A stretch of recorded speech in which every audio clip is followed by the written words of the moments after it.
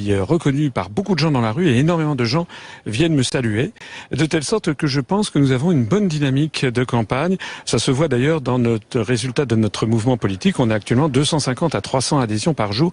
C'est quand même beaucoup et je suis convaincu que je vais faire une percée et que je ferai un score qui vous surprendra le soir du premier tour.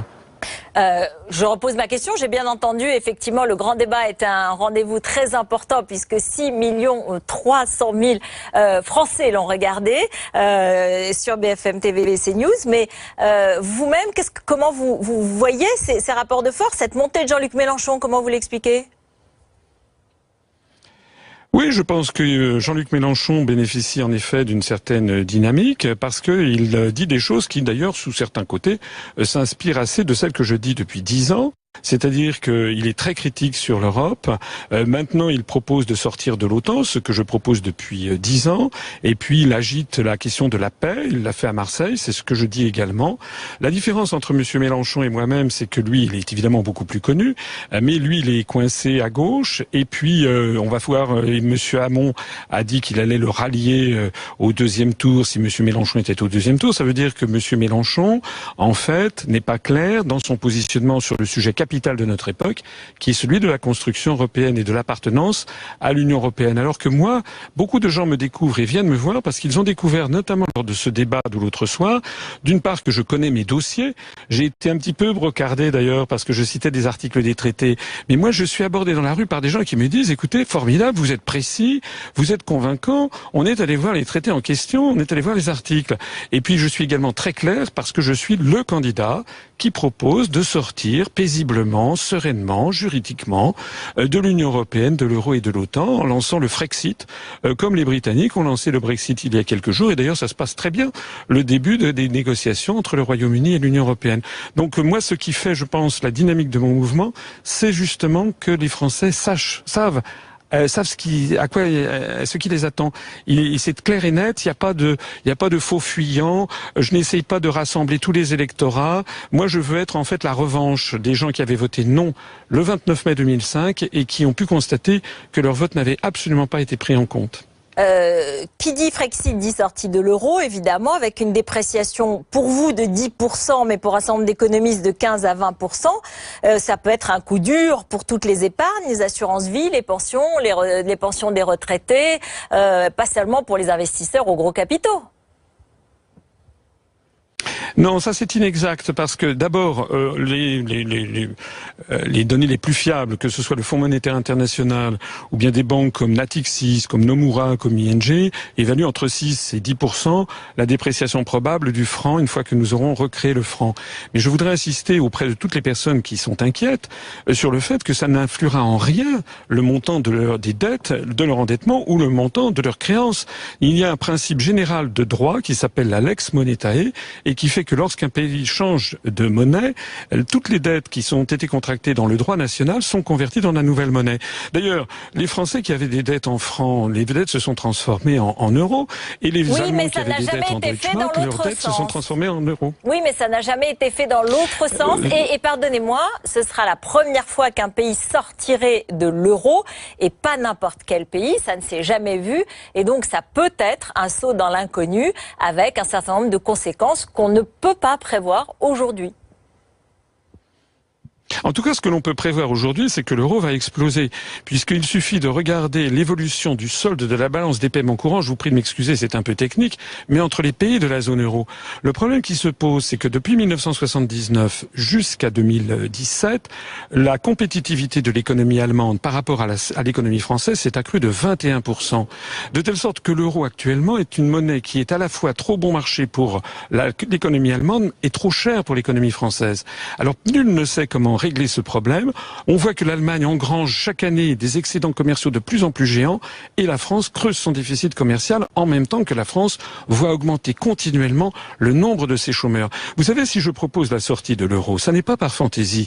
Moi, je suis quelqu'un qui connaît les dossiers, croyez-moi, et là, je peux vous assurer que si nous restons dans l'euro, nous allons voir continuellement encore grimper le nombre de chômeurs. On a eu 1 million de chômeurs de catégorie A en plus avec Nicolas Sarkozy, encore 1 million de chômeurs en plus avec François Hollande. Si on continue sur ce rythme, on va encore et encore voir grimper le nombre de chômeurs. Et d'ailleurs, la situation est encore plus grave.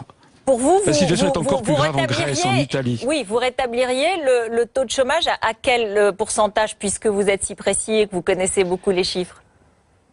Vous nous promettez quoi? Eh bien, je prends l'engagement. Je prends l'engagement, si on sort de l'euro, si on rétablit le contrôle d'échange, et si l'euro et si le nouveau franc se déprécie d'environ 10%, je prends l'engagement qu'à horizon de 2 ans, le nombre de chômeurs de catégorie A aura baissé d'au minimum à 1 million, peut-être même de 2 millions. Je voudrais insister aussi sur un aspect des choses qui n'est pas suffisamment connu, c'est que l'euro lui-même s'est beaucoup déprécié. Au cours des 3 dernières années, en 2014, 1 euro valait 1,38 $, maintenant 1 euro vaut 1,06 $, l'euro a perdu 25% par rapport au dollar. On n'en a pas fait toute une histoire. Oui, justement, c'est pour ça que peut-être que le changement ne serait pas aussi efficace. Mais c'est un autre débat. Apparemment, et je l'ai senti pendant le débat du 4 avril, vous aviez l'air de considérer que Marine Le Pen était un peu timide dans sa sortie de l'Europe. C'est cela votre pensée ? Oui, parce que Madame Le Pen, en fait, elle est extrémiste sur des tas de choses qui ne me concernent pas. Moi, je ne cherche jamais de bouc émissaire. Je ne suis pas là pour diviser les Français sur des sujets clivants. Moi, je n'ai pas de phobie. Je ne suis pas islamophobe. Je ne suis pas antisémite. Je ne suis pas homophobe. Je ne suis pas, voilà. Moi, je veux rassembler les Français. Alors là-dessus, pour la chasse aux immigrés, Madame Le Pen, elle est très forte. En revanche, quand il s'agit de sortir de l'Union européenne, de l'euro et de l'OTAN, là, elle est d'un seul coup. Oui, parce que Madame Le Pen, en fait, elle est extrémiste sur des tas de choses qui ne me concernent pas. Moi, je ne cherche jamais de bouc émissaire.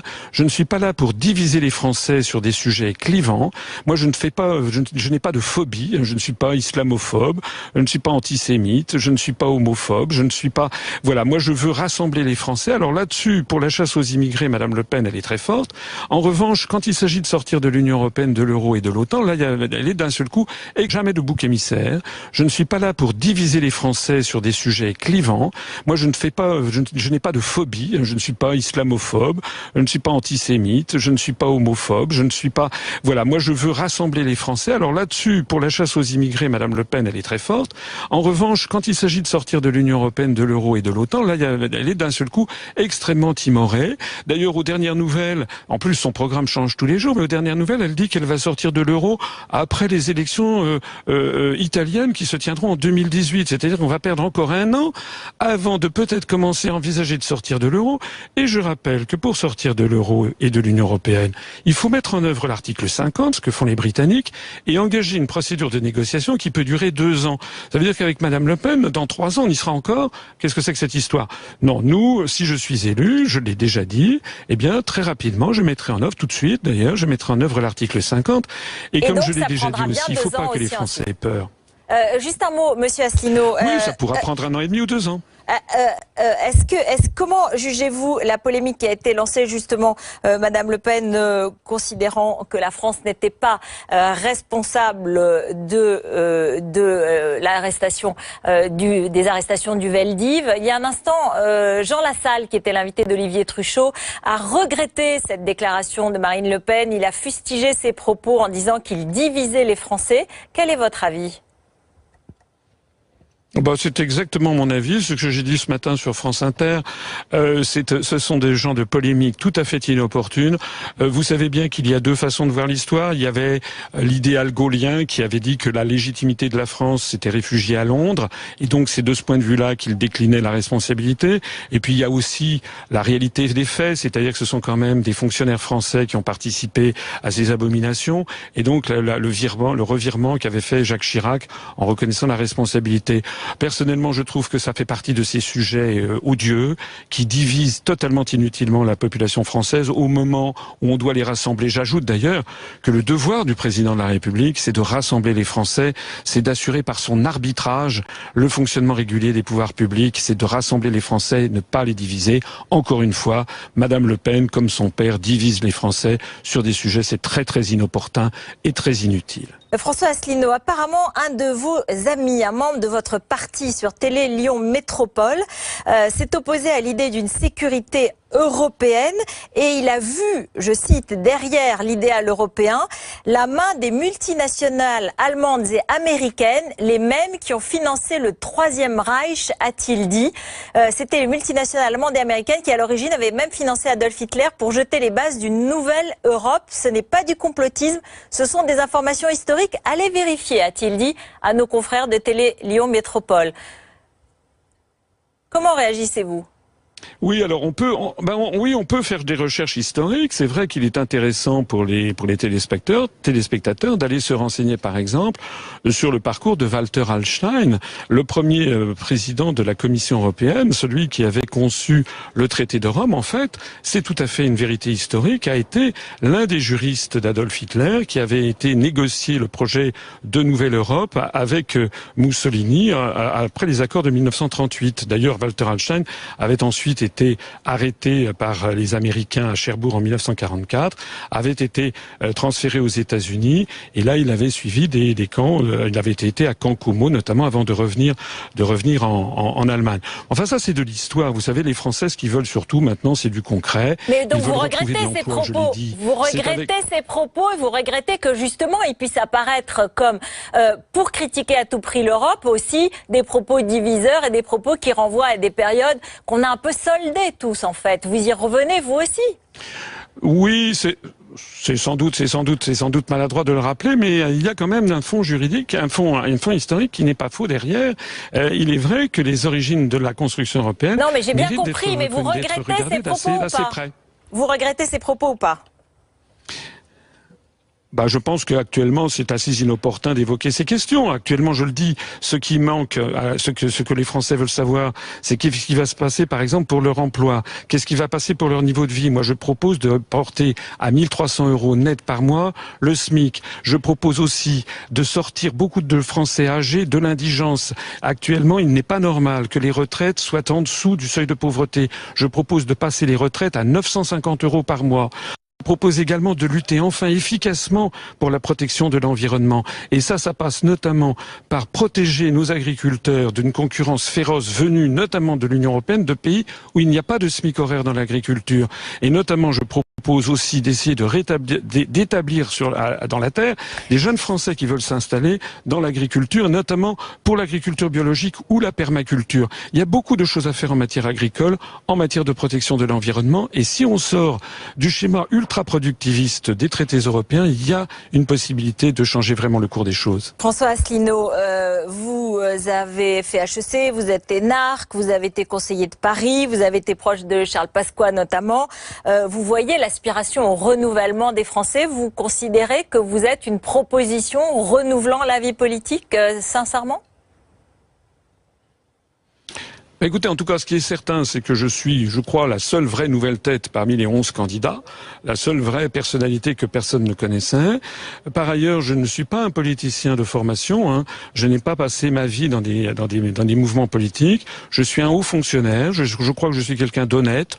Je n'ai pas d'affaires qui tintinabulent à mes basques. Je ne rémunère pas mon épouse, n'est-ce pas, comme attaché parlementaire.